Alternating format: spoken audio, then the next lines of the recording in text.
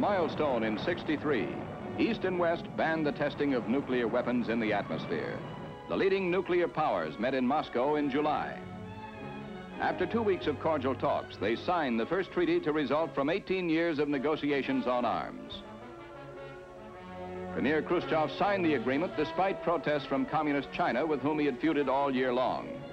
At the formal signing, Lord Home, British Foreign Secretary, Andrei Gromyko, Soviet Foreign Minister, and Secretary of State Dean Rusk for the United States.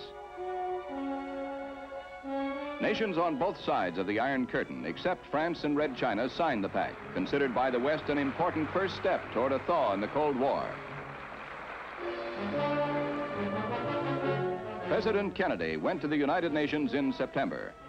Following a conciliatory speech by Gromyko, he eloquently lauded the improved relationships created by the treaty, proposed a joint U.S.-Soviet trip to the moon.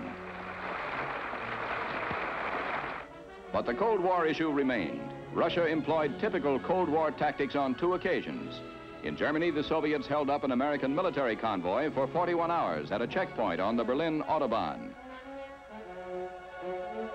They gave no explanation for the harassment, nor for suddenly releasing the convoy. The incident came at a time when Russia and the U.S. were working out a trade agreement for the sale of U.S. wheat to Russia.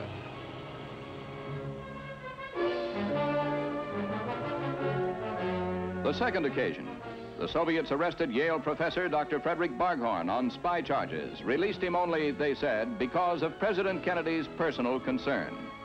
A year of new hope in the Cold War, but the hard issues remained unsolved.